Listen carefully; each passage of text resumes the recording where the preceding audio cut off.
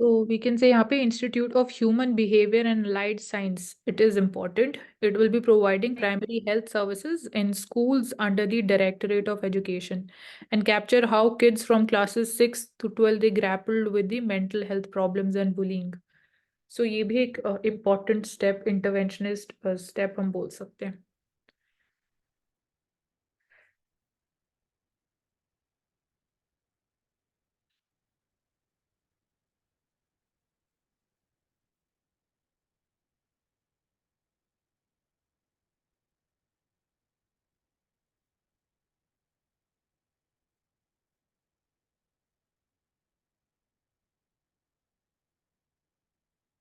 AI challenge क्या है? Artificial intelligence raising the issue of deepfakes. BJP MP said that the Prime Minister hadn't been spared by the miscreants.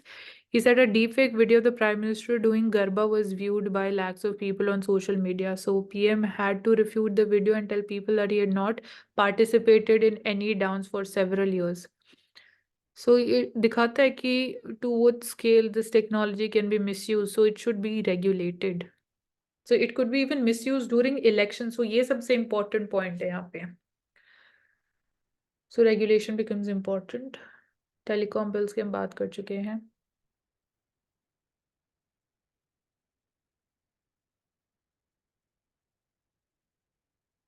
This also we have taken up CISF, the Parliament Security. So the big chill tourist at the frozen waterfall at the Drung near Gulmarg. So the Kashmir's harshest winter period, जिसको बोलते हैं चिल्लाए Kalan.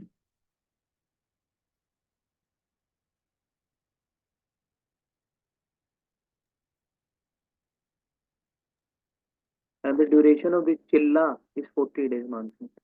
Okay, 40 days.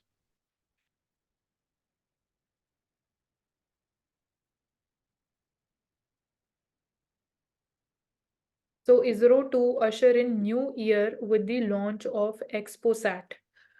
So ExpoSat is the first polarimetry mission, and this will be likely on 1st of January.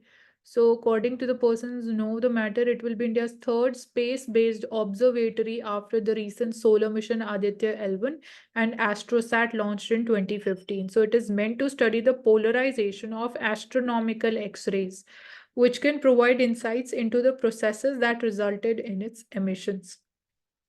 So that's the objective, and studying the fluctuations in light from the source and the energy radiated from the celestial bodies and astronomical phenomena इनको बोला जाता है. ExpoSat, it can help in understanding the emission mechanism from different sources like black hole से जो emissions होते हैं, neutron stars से जो होते हैं. न्यूट्रॉन स्टार्स हैं collapsed core of giant stars. इस पे ऑलरेडी प्रीलिम्स में क्वेश्चन पूछा जा चुका है, तो न्यूट्रॉन स्टार्स का हमें डेफिनेशन पता होना चाहिए. And two payloads would be there: POLIX, polarimeter instrument in X-rays, and X-SPECT, X-ray spectroscopy and timing. So these would be there.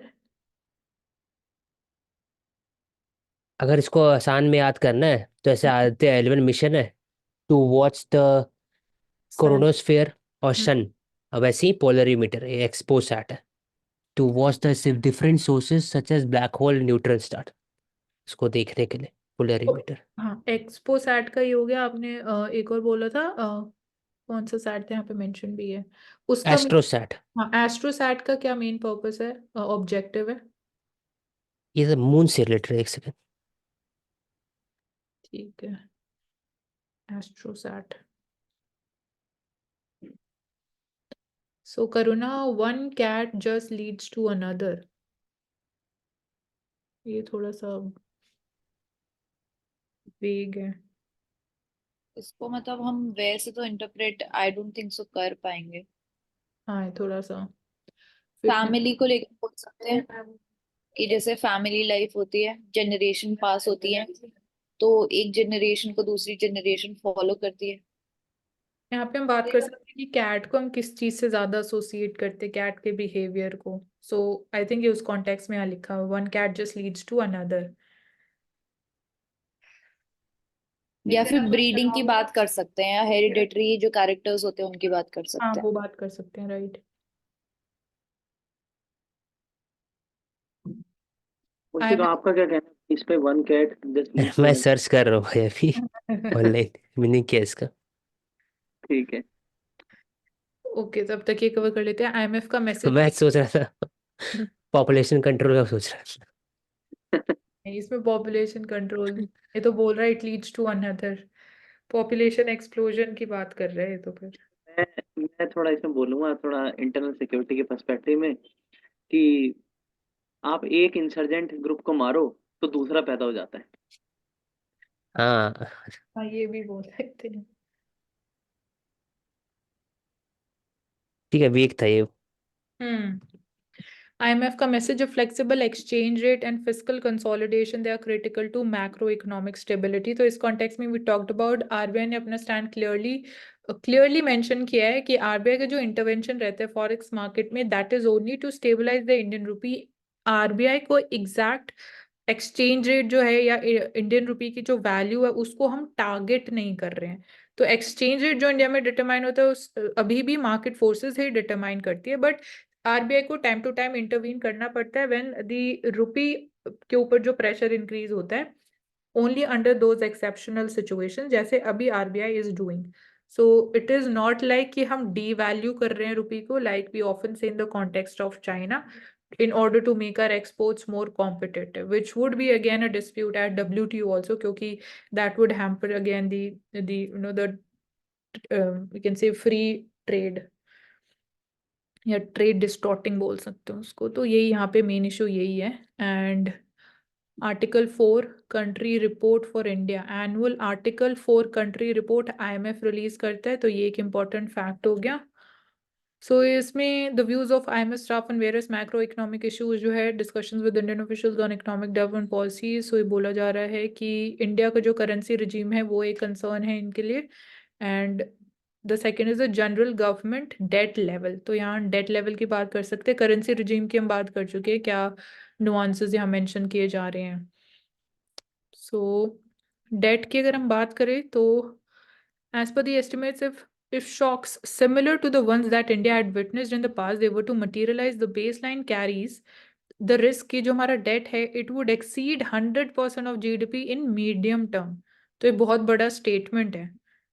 Now this needs to be looked into, किस basis पे बोला जा रहा है, what was the data that was assessed, time period of data क्या है जिसके basis पे इसको extrapolate किया जा रहा है, because this a very big statement. क्योंकि कोविड-19 टाइम पीरियड के बाद की अगर हम बात करते तो हमारा जो जीडीपी डेट टू जीडीपी था ratio, it increase somewhere around even 95 to 98% of the GDP. So यहाँ पे बोला जा रहा है कि अगर ऐसा कुछ फिर से होता है तो it might exceed 100% of the GDP. So long-term risks, they are high because of the considerable investment is required to reach India's climate change mitigation targets. So long-term risk भी इसलिए ज़्यादा है क्योंकि again हमें debt थोड़ा और ज़्यादा raise करना पड़ेगा। So in a response, India के जो executive director हैं, he has noted कि जो risk हैं which are stemming from the sovereign debt, they are low as it is predominantly denominated in domestic currency, and that despite the several shocks जो general government level पे है, that has barely increased। So वही है कि we do not subscribe completely to these views of IMF under this report, and it was 81% in 2005, 84% in 2021-22, 81% in 2022-23। तो it has been now declining after specifically 2020। So exchange तो rate, मान लो क्या इस article से मतलब समझे क्या हम यही समझ सकते हैं। दो एरियाज यहाँ पे हाईलाइट किए गए कि इंडिया की जो मैक्रो इकोनॉमी है, दो कंसर्न्स IMF की इस आर्टिकल 4 कंट्री रिपोर्ट ने हाईलाइट किए। एक तो जो हमारा करेंसी रिजीम है या उसको एक्सचेंज रेट रिजीम की बात कर सकते हैं, जो पहले बोला कि आरबीआई उसमें इंटरवीन कर रहा है। आरबीआई इंडियन रुपी की एक वैल्यू को टारगेट करने के लिए इंटरवीन कर रहा है मार्केट में, मतलब कि आरबीआई डी वैल्यू करना चाहता है अपनी करेंसी को, क्योंकि डी वैल्यू करेंगे डेप्रिसिएशन के बाद हमारे एक्सपोर्ट्स और कॉम्पिटिटिव हो जाते हैं। बट आरबीआई ने इसमें क्लियरली बोला है कि हमारा ये एम नहीं है या this is not the vision. India में जो एक्सचेंज रेट डिटरमिन हो रहा है वो स्टिल फ्लोटिंग है, दैट इज मतलब कि market forces of demand and supply ही उसकी वैल्यू डिटरमाइन कर रहे हैं।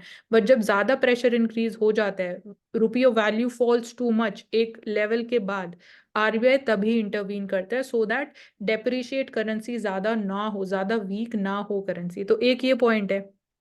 दूसरा ठीक है। पॉइंट ये है, जो भी बोला ये डेट वाला जो पॉइंट है, तो इसमें जो कंसर्न्स उन्होंने बोला कि 100 से ज़्यादा हो सकती है debt to GDP ratio India की, अगर कोविड-19 जैसा सिचुएशन आगे फ्यूचर में होता है तो लॉन्ग टर्म रिस्क बहुत ज़्यादा है। बट इंडिया के जो एग्जीक्यूटिव डायरेक्टर उन्होंने क्लियरली बोले थे ऐसा कुछ इतना ज़्यादा एक्सट्रीमली रिस्की सिचुएशन नहीं है, it is like moderate, situation is moderate. And यहाँ पे ये डेटा भी दे रखे जो हमारा डेट टू जीडीपी रेशियो किस तरीके से उसने परफॉर्म किया है।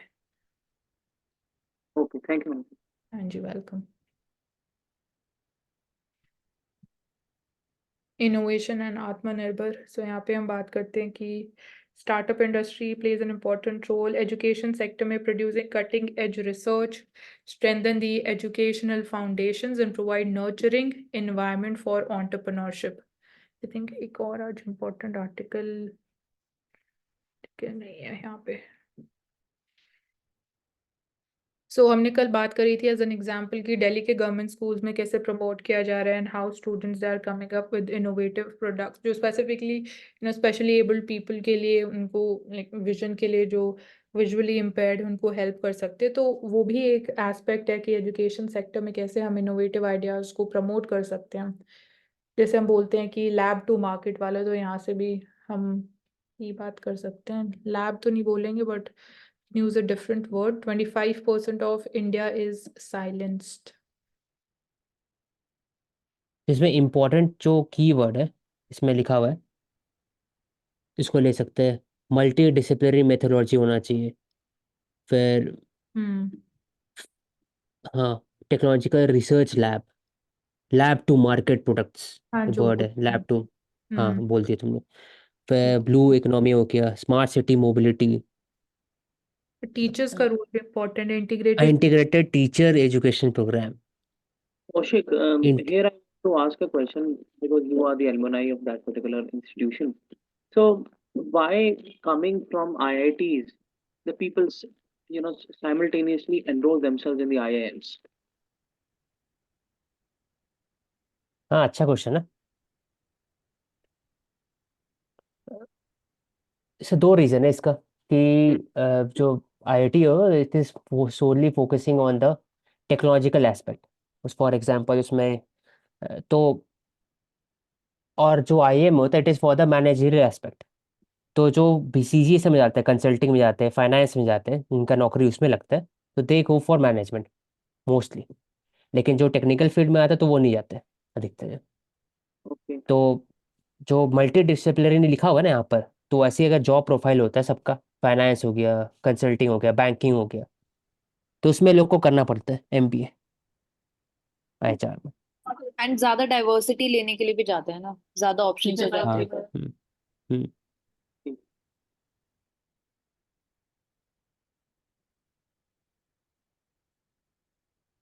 ऊपर एक बगल लेना मानसी, ऊपर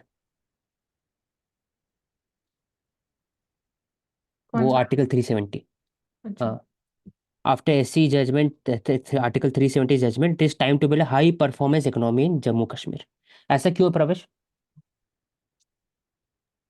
ऐसा इसी वजह से है क्योंकि 370 और 35 ए हटने के बाद जो स्टेट गवर्नमेंट है उसका अधिकार नहीं है प्रॉपर्टी के ऊपर, लॉ एंड ऑर्डर के ऊपर। तो अभी सेंट्रल गवर्नमेंट जो है under the form of union territory, that is allowing the 100% FDI from the foreign countries and the foreign institutional investment in the state.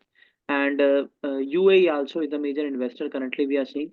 Then the infrastructure development is happening. Law and order, if we talk about the World Bank Ease of Doing Business Index, so in that law and order is a major issue. So now when the world is saying that the state is under the control of the central government. So obviously the investment is coming, the corporates are going, the entrepreneurship is getting created, the capacity building in the form of infrastructure, skill development, MSME. Okay, okay, Pravesh. What are the specific areas where which we can promote the economy in the Jammu Kashmir? कोई So specific area बता। yeah, particularly the tourism. हाँ, और सामने में लिखा है, पढ़ ले इसको। Jammu Kashmir natural strength and hydro power, horticulture, horticulture हो गया, फिर सैफरन फेमस है, एप्पल हो गया, टूरिज्म हो गया, मिनरल रिसोर्सेज, लिथियम का बात कर ले रहे, bio sciences, handicraft, pashmina silk, pashmina silk बोल रहे हैं, पश्मीना वुलन जो प्रोडक्ट होता है उसका वर्ल्ड क्लास कर सकते हैं। यूनिवर्सिटी भी वहाँ पर है, एनआईटी, और आप इसको खोल सकते हैं, एम्स हो गया, फिर यूएई का आपने बता दिया। बॉलीवुड इंडस्ट्री की भी बात कर सकते हैं कि हाँ हाँ हाँ वो एक हो सकते हैं। IIT तो यहाँ पे कुछ इकोनॉमिक इंडिकेटर्स दिए गए हैं फॉर द कंपैरिजन, जो यहाँ बोला भी जा रहा है कि why there is a need to create a high performance economy in Jammu and Kashmir. तो इंडिकेटर्स ये बता रहे हैं कि जो जीएसडीपी है, मतलब government spending as a ratio of GSDP, that is over 50%, मतलब बाकी स्टेट से ये ज्यादा है। बट रिजल्टेंट टू दैट जो उनकी पर कैपिटा इनकम है जम्मू एंड कश्मीर में, that is half of the neighbouring states. So इसलिए it is important for creation of high performance economy, यहाँ पे इंप्रूवमेंट चाहिए। And the UT, it over relies on the public funds. So private sector role increase होना चाहिए, FDI और ज्यादा आनी चाहिए। And also in terms of infrastructure availability the UT it performs poorly. So infrastructure में private sector can come to the forefront, and so that is why there's a need to reset the economic arrangement. तो बाकी areas हमने cover कर लिए। या हो गया भाई।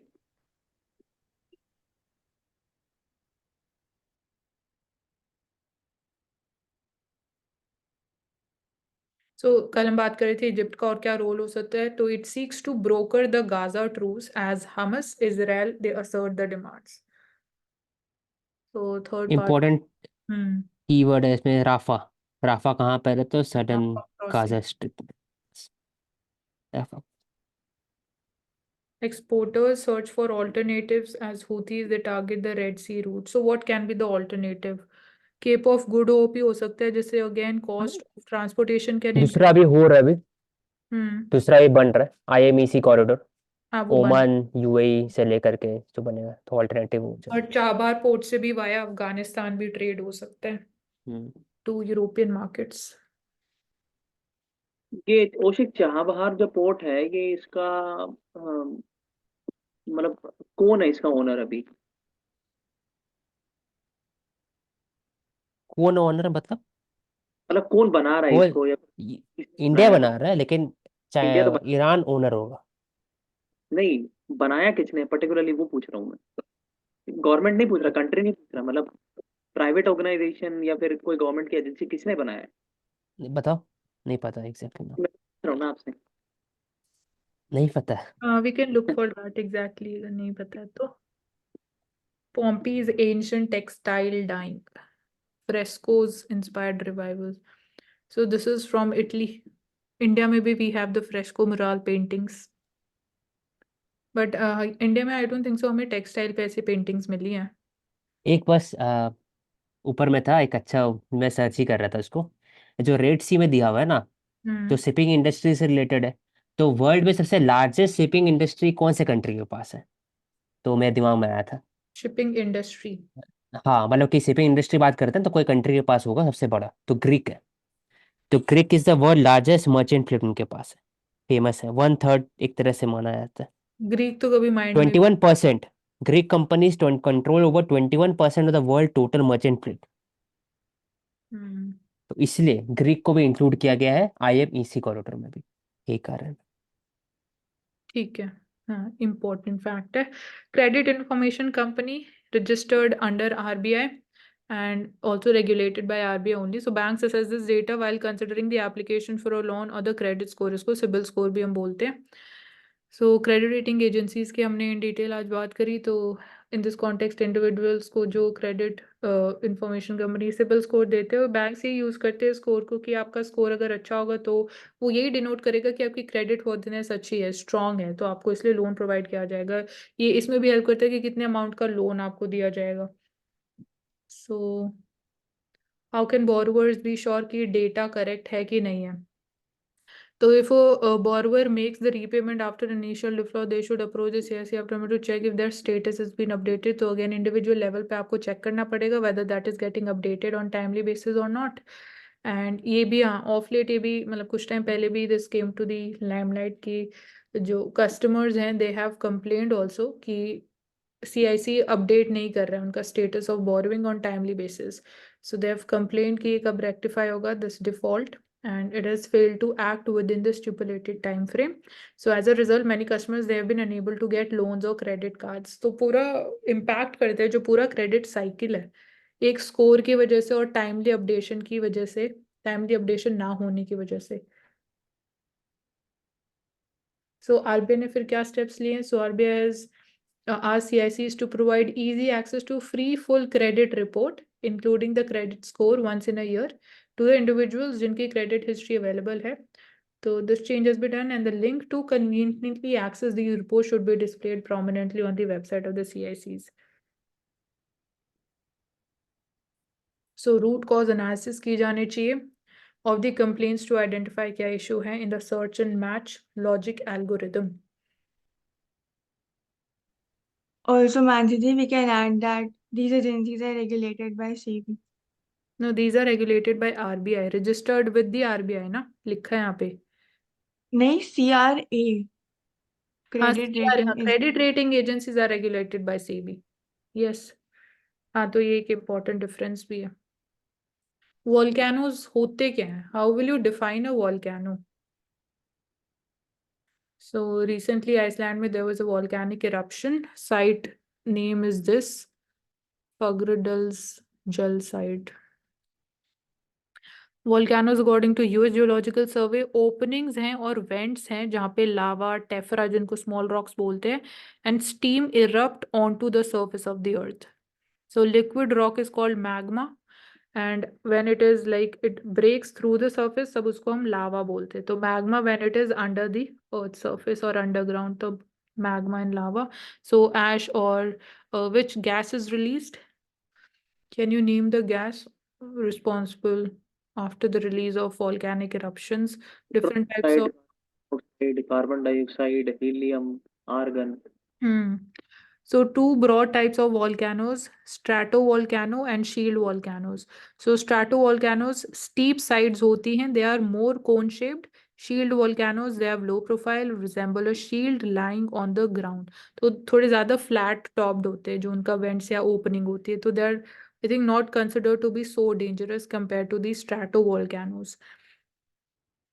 So India में we can look for India में कहाँ पे volcano? Do we have any active volcano in India? ऐसे तो नहीं एक्टिव नहीं हुआ. बैरन आइलैंड हुआ हाँ. था 1990s में लास्ट. तो अंडमान एंड बैरन आइलैंड में एक्टिव है कि वो एक तरह से पैसिव. अब बोलते भी ऐसे हैं नहीं है उसको डेट. एक्टिव है. हाँ, एक्टिव माना ही जाता एक्टिव है. है अंडमान निकोबार आइलैंड पे. लार्जेस्ट वोल्केनो कहाँ पे है ओशिक वर्ल्ड में? लार्जेस्ट वोल्केनो लार्जेस्ट वोल्केनो बहुत सारे वोल्केनो कहाँ पर है? पैसिफिक रिम हाँ, ऑफ पैसिफिक पैसिफिक ओशन. ऐसे भी क्वेश्चन. तो येलो स्टोन लार्जेस्ट है कि नहीं? मतलब लार्जेस्ट बोला है तो लार्जेस्ट ऐसा कुछ बोलते हैं. अरे नहीं, नंबर ऑफ लार्जेस्ट बोल रहा हूँ मैं. ओह तो नंबर. वैसा येलो स्टोन भी लार्जेस्ट नहीं है, एक और है उताव में है आई गेस, देखना पड़ेगा. हाँ, you can look for the largest volcano ऊपर in ले लो मानसी. the world. भारतीय न्याय संहिता बिल वाला क्या क्या इसमें अब नया क्या है? चेंजेस हुए हैं इसमें? New हाँ. offenses, promise to marry introduces this, seems to assembly tackle love jihad narrative by criminalizing deceitful promise to marry. तो ये भी एक offense है. If you promise to marry and you're not marrying. So the phrases sexual तो intercourse जो amounting phrase है ना वो डिसीटफुल फ्रेज. वो लव जिहाद नहीं है. लव जिहाद is basically coined by the media. तो ऐसा टर्म नहीं होता है लॉ deceitful में कभी भी. by making deceitful promise marriage. to marry to a woman without any intention of fulfilling the same. So तो intention ओशिक और आप determine कैसे करोगे? डिसीटफुल मैरिज तो बहुत मतलब बहुत बड़ा टर्म हो गया. उसमें तो रिलीजन के अलावा मतलब एक ही रिलीजन के अंदर एक ही कास्ट भी इंक्लूड हो गई. डिसीटफुल मैरिज, भैया आपने किसी को कहा मैं करूंगा, यहाँ पे पलट गए. कैसे आप रिलीजन को टारगेट थोड़ी कर रहे हैं हम इसमें यहाँ लिखा हुआ है ना false promise of employment promotion फिर endorsement marrying by suppressing identity. Suppressing identity मतलब कि आपको पता है कि मैं यहाँ रिलीजन से हूँ लेकिन दूसरा रिलीजन निकला आधार कार्ड दिख करके. तो वो हो गया डिसीटफुल. तो इस एग्जैक्टली टर्म दिया हुआ है कि आप एम्प्लॉयमेंट के लिए आप बोल रहे हो या फिर हाँ, वी कैन मतलब गो थ्रू. इसमें इतना ज्यादा एनालिसिस का कुछ नहीं है. Like mob lynching is mob lynching के लिए लाया ऑर्गेनाइज्ड गया. Crime, ordinary criminal law and all this. Organized Crime Act For the 1990. first time, tackling of organized crime is brought into the realm of ordinary criminal law. Separate ये category. लाया गया. Terrorism, importing large parts of the language and defining terror activities. ये हम बात भी कर चुके हैं. Definition has also been broadened.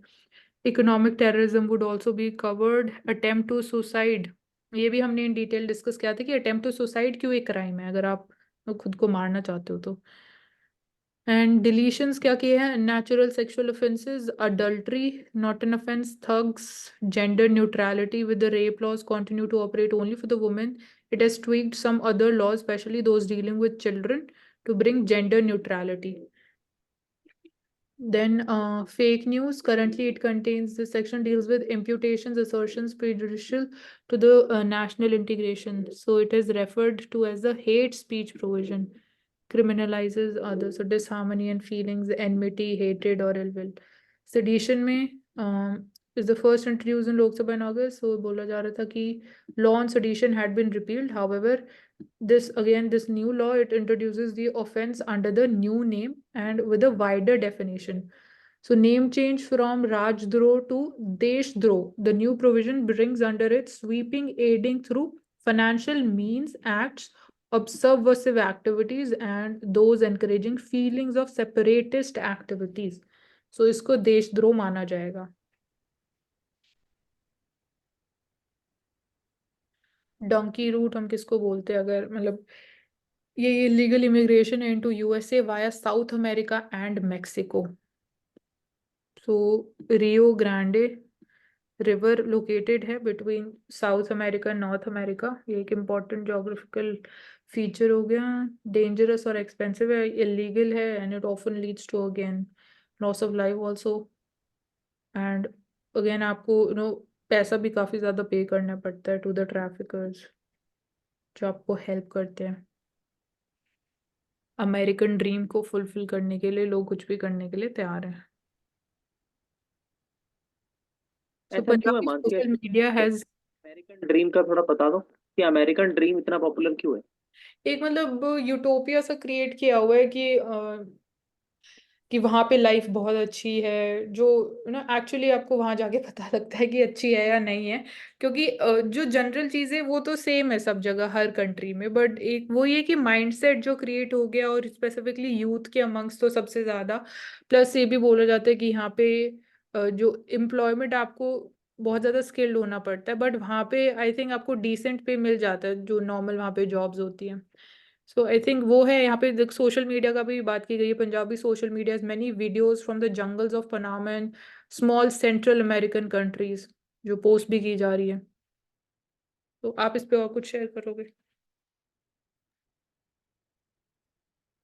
और जो officially, if you really want to go officially to America, तो दैट इज आल्सो बहुत डिफिकल्ट. दिक्कत है. हाँ, बहुत ज्यादा फॉर्मेलिटीज वो सब आपको फुलफिल करनी इतना पड़ती है. फॉर्मेलिटी है, 10-15 हम्म. साल लग जाते हैं ग्रीन कार्ड लेने में.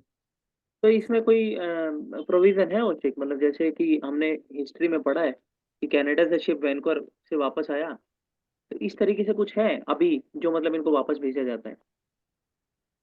बहुत मुश्किल है प्रवेश, क्योंकि अरे वापस तो भेजोगे ना, वो मुश्किल कैसे करोगे? नहीं है. तभी तो प्रॉब्लम हो रहा है ना वहाँ, तो वहाँ पॉलिटिक्स चेंज हो रहा है ना धीरे धीरे.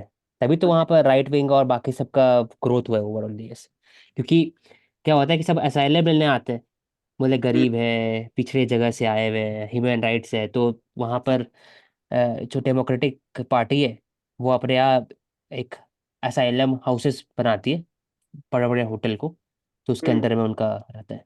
वैसे बहुत लंबा प्रोसीजर चलता है, 4-5-6 महीने, उसके बाद फिर वापस भेजा जाता है वही ढंग से नहीं. तो हम्म, दिक्कत है. ठीक। इंडिया में रहेंगे वो वापस भेजा है अभी तक, मैं बताओ, तो उन लोग कैसे भेज देंगे? मुश्किल से दस हाँ. पंद्रह जन को भेजे वापस. Deepen the insurance penetration. Insurance for all. Simply claim the procedures. ये regulator है insurance sector में. Insurance Regulatory and Development Authority of India is pushing for it. So health regulator का role important हो जाता है. Health insurance सबसे ज़्यादा firstly you can say कि primary होती है. Then health claims exchange platform to digitize and simplify the process of filing for the health insurance claims. Plus यहाँ पे अच्छा एक ये इनिशिएटिव भी है, Bima Sugam aims to be the largest online market for the insurance products and services. So सारी insurance plan जो आपको इस प्लेटफॉर्म पे मिल जाएंगे. प्लस जो जनरल अंडरस्टैंडिंग है कहीं में हम बोले रूरल एरियाज में सबसे ज्यादा कि इंश्योरेंस इंपॉर्टेंट क्यों है, इंश्योरेंस से होता क्या है, तो एक वो इम्पोर्टेंट एस्पेक्ट भी है. National Health Authority building the National Health Exchange. it have been welcomed by the insurance industry. So this is one important initiative. Providers ecosystem create करने की बात की जा रही है. Transformation should align with the efficiency of the provider's ecosystem. So General Insurance Council, the apex body of all the general insurance companies in India, and leading the insurance companies, National Health Authority and Department of Financial Services, they're going to explore the possibility of setting up a health regulator so that health insurance can be made more affordable and ubiquitous. Ubiquitous means कि सब लोगों को वो available होनी चाहिए. मतलब हर जगह अगर आप किसी से कहीं भी पूछोगे तो हेल्थ इंश्योरेंस होनी चाहिए उस इंसान के पास. सो यहाँ पे बात हो रही है कि क्या एक सेपरेट हेल्थ रेगुलेटर क्रिएट करने की जरूरत है या नहीं. तो उस पर the discussions are on going and idea का रोल इम्पोर्टेंट है. एंड सो इंश्योरेंस कंपनीज और जो हॉस्पिटल्स है they follow different yardsticks for the health insurance. तो वहाँ पे सिनर्जी होना इंपॉर्टेंट है, यूनिफॉर्मिटी होना चाहिए कॉस्ट स्ट्रक्चर में. इंडिया में 40 crore people still they don't have health insurance coverage. So this is the data and ये इंपॉर्टेंट एस्पेक्ट यहाँ पे है. So we should prioritize income growth over redistribution. तो ये हमारे जो चीफ इकोनॉमिक एडवाइजर हैं वी अनंत नागेश्वरम सर, उनका कहना ये है कि इनकम ग्रोथ ज़्यादा प्रायोरिटी पे होनी चाहिए compare to the redistribution. But again ये एक सब्जेक्टिव टॉपिक है, हम बोल नहीं सकते. But he saying this, so we can look into the reasons behind that, noting कि there is bad inequalities like unequal access to education है, health है. It reduces the potential for India's growth besides being unfair to the individual at the same time. So in this context उन्होंने बोला कि income growth होनी चाहिए. तो हम बात करते हैं कि India being the 5th largest economy, still हमारा per capita income is one of the lowest. तो पर कैपिटा इनकम इंक्रीज होनी चाहिए, रीडिस्ट्रीब्यूशन भी इंक्रीज होनी चाहिए. रीडिस्ट्रीब्यूशन में बिकॉज अभी से कि इनकम इनक्वालिटी भी बहुत ज़्यादा है इंडिया में. जैसे कि जो 10% ऑफ हमारी पॉपुलेशन है they are controlling quite handful of the total wealth of India. So indicate करता है कि इनकम इनक्वालिटी भी बहुत ज़्यादा है at the same time. So NITI Aayog की study between 2015, 16, 19, 21, India lifted more than 13.5 crore people out of the multi-dimensional poverty. This is an important data. And improvements in indicators like access to cooking fuel, sanitation, drinking water, and bank accounts, financial inclusion. So noting कि while it is a popular idea कि redistribution होना चाहिए solution है to raising the living standards at the larger scale, he also said कि दो problems हैं with this approach. One is the infeasibility of the taxing of the wealth, and the average income needs to increase in India several times to afford a decent standard of living for everyone. उसके लिए भी जो हमारी average income है उसको multiple number of times increase होने के बाद हम बोलेंगे कि decent standard of living fulfil हम कर पाएंगे. तो दो प्रॉब्लम्स हैं. And so that's why it is important for developing countries like India to prioritise raising incomes over redistribution, क्योंकि रीडिस्ट्रीब्यूशन को करना बहुत डिफिकल्ट है. That's what he is saying. तो इसलिए बेटर है कि फोकस और प्रायोरिटाइज करो, इनकम ग्रोथ होनी चाहिए. So charitable notion बोला जाता है redistribution towards the rights based claim for economic justice.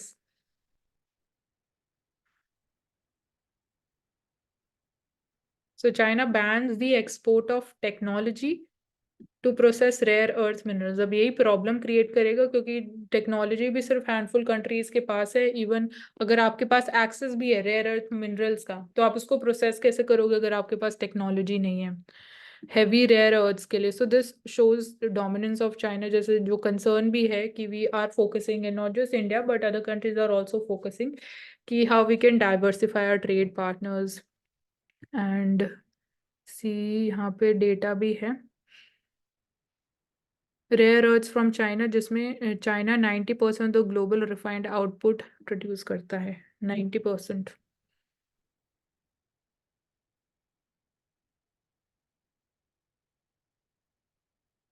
तो ये न्यूली इलेक्टेड WFI प्रेसिडेंट का कहना है कि Brijbhushan is like Elder brother.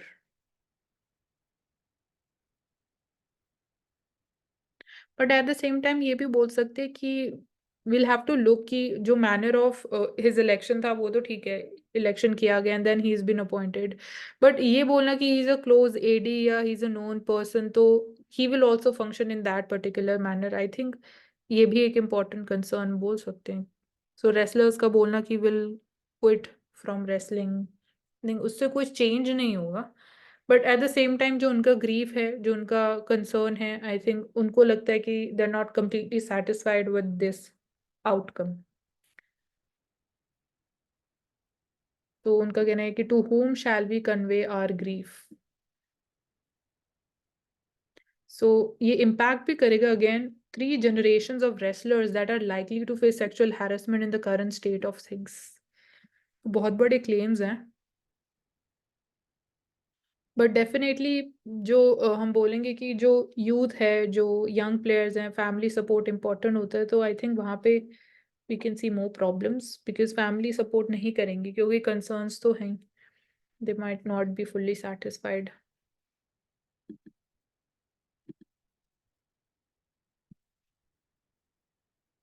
के कमिंग टू फाइनेंशियल एक्सप्रेस, तो यहाँ ये एडवर्टाइजमेंट बोल रहा है ओडिशा जो है it is the aluminium capital of India.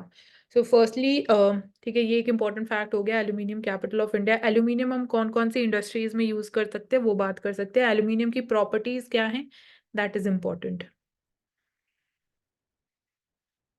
so you can search for that। Implementing the long-term linkage policy of minerals, Odisha has positioned itself as the investors' preferred destination for sustainable industrial growth। So aluminium हम use करते हैं aviation industry में भी because it is light, more malleable at the same time। FPS, foreign portfolio investors, they pump in $20 billion in Indian equities this year। So this is second highest inflows in the last 10 years। So this reflects their confidence in the Indian economy। And in Asia, only Japan is ahead with $30 billion investments in the calendar year 2023। So raising stakes, we can see FPI equity investments, Japan में सबसे ज़्यादा, followed by India, then I think we had South Korea, then we have China and Taiwan। तो ये major capital markets हैं Asia की। So इससे we can say rupee strengthen होगा with more FPI investments।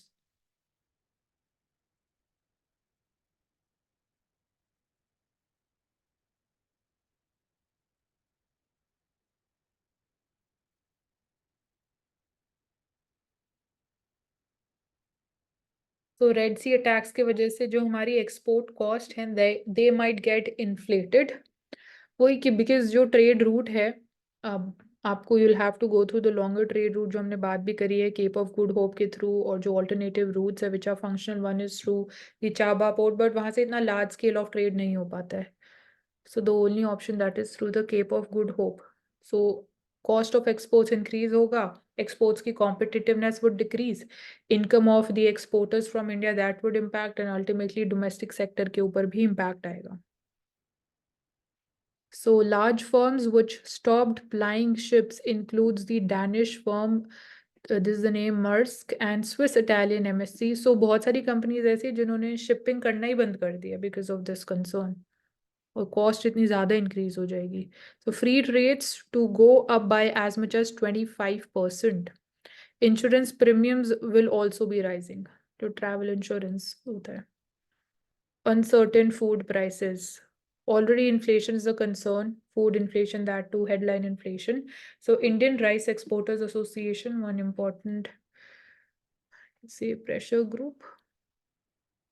सो हम यहाँ बात कर सकते हैं कि ऐसे चैलेंजेस को डील करने के लिए ग्रीन शिपिंग इंपॉर्टेंट हो जाती है, जो अगेन क्लाइमेट चेंज को भी इतना इम्पैक्ट नहीं करेंगी फ्रॉम द एमिशंस, एंड जो कॉस्ट है that can also be controlled. यहाँ पे ग्रीन शिपिंग से क्या मतलब है?